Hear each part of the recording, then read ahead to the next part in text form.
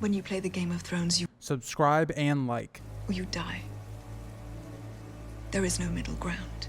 Welcome back to the Grease Goblins YouTube channel. Today's video, we're going to be talking about grayscale and its role in the Winds of Winter and A Song of Ice and Fire as a whole, going through the different stages and different types of the disease of grayscale.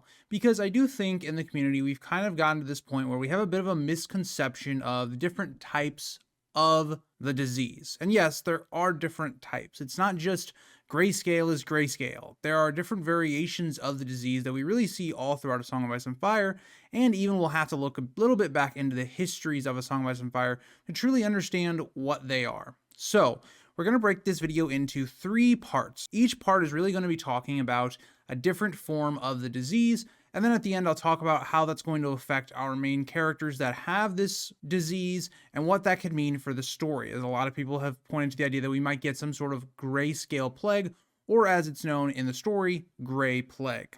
So the first variation is the childhood grayscale. Now, some people, I think, also get a little confused on this one as well, because it's hard to understand where Shireen's grayscale truly comes from, because we're told that a doll is the reason that she gets it, and so she has a doll, it interacts with her, and so you don't need the presence of somebody else touching you, or some sort of idea like that, that the more like childhood version of the disease spreads. But it is known to spread from children in dark, damp, cold locations, so it's commonly seen north of the wall, and then also at places like Dragonstone. So it's a little unclear in terms of Shireen and her version of the grayscale. Could it have been actually the same type that Jon Connington gets, but for Shireen, it was able to get treatment and stop? Or is the idea that there is a misconception on the way that Shireen actually got her grayscale, that she was actually affected with the childhood variation of the grayscale disease? We're not exactly sure, but the first version is childhood grayscale. Now, this is a type of grayscale that is not fast working. It isn't something that's going to kill you very quickly. It's something that's going to take usually years. But what we've also been told, it's a disease that doesn't really transmit in terms of, like, once the disease has run its course, it doesn't really transmit all that highly. It's not something where, like, for instance, I'm going to talk a little bit about COVID because that's the last time we've had a pandemic in this world. And so it's not like COVID, where COVID, it spread very quickly, it could spread very rapidly. That isn't the case with the childhood version of grayscale. It doesn't work that way. And something that's really important to understand with the first 2 versions of grayscale is that both of them are not necessarily looking to kill the host quickly. It's more acting like a parasite. It's trying to find a host and to just live through that person, repopulate, all that kind of stuff. And so, for instance, when you see characters like Jon Connington, well, Jon Connington's not going to succumb fully to the grayscale for years, probably. It's going to be more slow acting.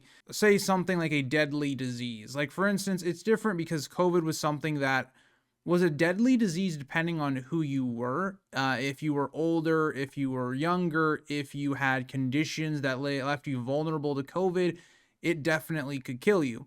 Now, when we talk about Grey Plague, which will be like the last one we'll talk about, it's very different in terms of if you got it, you pretty much were going to die. That's not necessarily how COVID worked, but it's kind of similar in like how it spreads. So we'll talk about that in a second. But the second version is the adult version of grayscale, and its notable patients are kind of like people like the Stone Men that we encounter in Book 5. It's also been spread into somebody like Jon Connington in the main story. It's starting to grow through his fingers and then into his hand. And so this is something that we've seen. It can travel from direct contact. It can spread if like a stone man touches you or somebody with the disease is infected with it. It also seems to be infected in the waterway of the Sorrows and maybe airborne. But we also do know that it's relatively kept in isolation. So the disease doesn't really transfer that much unless you are very irresponsible with it, which is kind of what we could be seeing with Jon Connington. But very similar, it's not a disease that is known to be extremely transmissible unless there are certain conditions met, like what we see with Jon Connington in A Dance with Dragons. And also, it is something that doesn't kill you all that quickly, or at least it doesn't turn you into a stone man and make you go mad in the end. It takes a while to get to that point. And so that's what I mean by when we talk about, for instance, the idea of a grayscale plague. I think that people are misunderstanding what that means. Jon Connington right now does not have the Grey Plague in the story. He has just adult grayscale. That's what he has. He has the adult version of what a child would have. And so that gets us to our last one. So the last one is what the big one is. It's called grayscale. The one patient that we know is that Valyria Mopatis's wife, Sarah, actually succumbed to this disease. Gray plague is something that has a high fatality rate. It is something that if you get it, you have a very good chance of dying. It is something that is not like regular grayscale at all. It is fast acting and can kill an entire population in a very quick amount of time. We know from our history in A Song of Ice and Fire that Grand Maester Pycelle, while being at Old Town, this disease happened there, and they had to quarantine the entire city. Basically, what that meant was nobody could leave. Ships were not allowed to come into the city. If ships were trying to leave, those ships would be burned. If people tried to leave the city to get away from the disease, they would also be killed or put in prison because they didn't want the disease to go to the rest of Westeros or the rest of the world in general. And so what ended up happening was it basically killed a good portion of the population in Old Town. 3/4 of the Citadel was killed because of this disease, but it eventually did pass. The Lord Hightower did the right actions. Similar to like when we had COVID, we were basically shutting down the entire world. You couldn't travel anywhere. You had to stay home unless you had a job that it was like you were needed to have the whole country function. For the most part, we went into a lockdown to try and prevent the disease's spread and let it run its course. Same idea of what Old Town is doing here, and it seemed to be highly effective in terms of sparing the rest of the world for the most part. Now, see, this is what a gray plague is. So a gray plague is not really like grayscale at all. It's kind of almost the polar opposite, even though it is a variation of grayscale itself. It's just the more deadly version.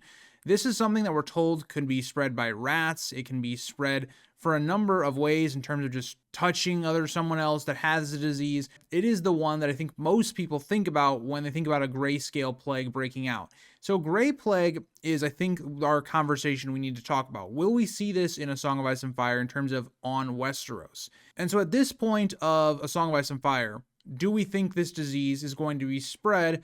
And do we think it's going to come from either Jon Connington or Shireen? We've gotten some nods to Shireen and her disease, it not being fully gone. Like more, it's in a dormant, kind of a sleeping stage. That's what Val believes. Now, the Wildlings have a very extreme view on grayscale, that the people that have it should more or less be cast out. They should be killed so they don't spread the disease. So they look at Shireen and go, why was she allowed to live? This disease could kill everybody if it was to come back. And so a lot of people have theorized, if Shireen is burned, will it cause the disease to reawaken? And with this idea of like stone dragons being awoken, is that actually to mean the gray plague or grayscale will spread rampant throughout the north because of Shireen's burning and all of that? You also look at where they are at the wall. It is also a great place for where the children's grayscale comes from, like these cold, damp, dark conditions. The wall would fit that quite well. But the issue that I see with this is Shireen doesn't have gray plague. So if you're assuming that blood magic is what is going to cause the disease to spread, there's no real evidence of that in the story at all. Like we have nothing that would prove that to be the case. We've barely seen gray plague at all. And when we have seen it, it has seemed to form more from like normal human things, like spreading from a rat to then spreading to the people on maybe a trading galley. That trading galley then goes to Old Town or goes to wherever, and that spreads the disease. So it seems more based in reality than something that could be awakened by magic. But I do think that grayscale will play a major role in Shireen's plotline overall, because I think that grayscale will be another component of why Shireen is burned. Because the whole wildling population would actually back this idea that she should be sacrificed to get rid of the corruption within her. And so it can play a role into maybe why Stannis believes he has to burn her, or however that goes down. Wednesday's video, I talked a little bit about the theories of how Shireen might die. So this one could just be an added bonus to that is another reason why she's burned. Now, Jon Connington's a whole different story. So Jon Connington has active grayscale on him right now. He could spread the disease by touch, even if he doesn't know it. If he, for instance, just takes off his glove and maybe he touches a wine glass or whatever, the disease could spread that way, based on what we've kind of seen with Shireen and how she gets the disease and all that kind of stuff. And at this point, do I think that Jon Connington will be the reason there is a gray plague or anything like that? No, because Jon Connington doesn't have gray plague. He has grayscale. He just has that normal disease. But what I think could play a factor in it is it could be something similar to, say, Jorah and Daenerys, where this whole time Jon Connington has been hiding this disease from young Griff. That could have dire repercussions. Maybe he spreads the disease to somebody, maybe even young Griff himself, and that is something that affects everyone. And young Griff could be sitting here going, you were supposed to be my father figure, and you hid this disease from me. You put everyone in danger, and it could lead to Jon Connington being in this state where he's tossed out again. It's kind of mirroring the Robert's Rebellion era for him as well. He was tossed out, he was sent into exile more or less. And you think about everything going on, young Griff might not be Aegon, he could be a Blackfire, so Jon Connington was really set up and was used. And even though he still views young Griff as a son, now young Griff is even telling him he has to go because of the danger that he poses. And maybe Jon Connington then will go to Old Town to try and get this cured to come back. The same idea of what the show did with Jorah and Daenerys. And you could just have that whole idea play out, and maybe Jorah then spreads another plague in Old Town. I just don't think that we have the time for any type of gray plague or a grayscale epidemic going on in Westeros. There's just not enough time at this point. Do we really need to introduce some sort of disease that's wiping out, a good portion of the population when we already have threats of apocalypse with Euron and also the others? We're way more focused on trying to condense the plot as a whole. And so spending a whole amount of time to worry about gray plague or grayscale spreading, I just don't think we have the time to do that. And I think another thing I could play into Jon Connington's case is, say it gets out to the public and people realize the hand of the king, the person that's, kind of in charge next to young Griff, is this person that has grayscale. He could infect all of them. It could turn the public against young Griff to some degree and force young Griff to remove Jon Connington from office. So there's a lot there. There's a lot there that I think grayscale will have a part in, but I don't think it's going to be the main focus of something. Like, I don't think it's going to take in like an idea of, like, say for instance, the Sparrows was the main like antagonist to Cersei's reign as the series went on.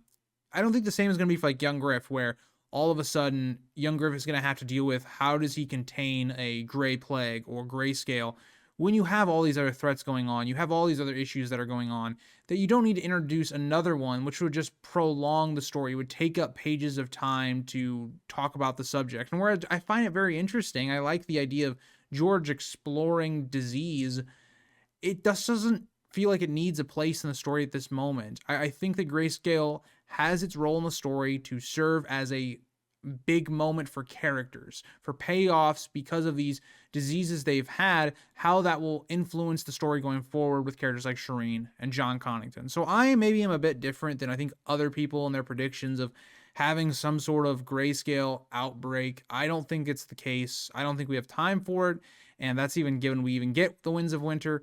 But let me know what you guys think about grayscale and the possibility of it spreading. Let me know down in the comments, and I'll see you guys all in the next one. Bye, guys.